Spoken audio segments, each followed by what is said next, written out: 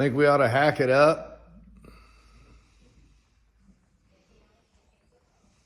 This ain't DD's Speed Shop.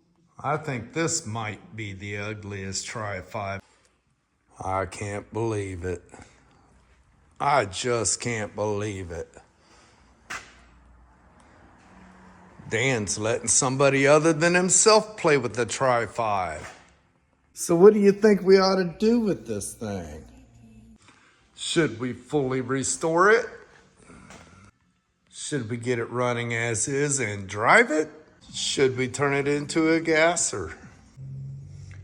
You're gonna have to subscribe and find out as soon as this one-off build is complete.